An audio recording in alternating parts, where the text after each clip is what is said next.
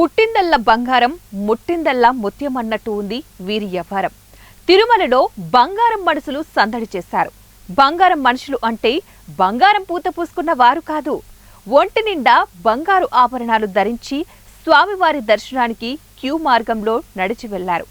అంతే, అక్కడ ఉన్న భక్తులు, ప్రజలు, సిబ్బంది అంతా కూడా వారిని చూసి అవాక్కయ్యారు.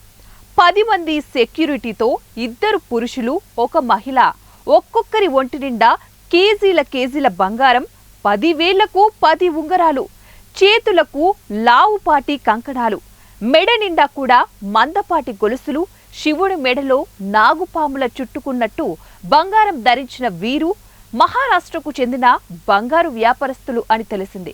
బహుశా వెంకన్న దర్శనానికి వస్తూ షాప్లో బంగారాన్ని వదిలేసి వస్తే చోరీ జరుగుతుందేమో అని భయపడి, బహుశా వారి ఒంటి మీద పదిలమని భావించి ఇలా చేశారేమో అని నెటిజన్లు సెటైర్లు. ఏది ఏమైతేనేమి, వీరిని చూడటానికి జనాలు తెగ ఆసక్తిని చూపారు. నెట్టింట తెగ వైరల్ అవుతోంది ఈ వీడియో.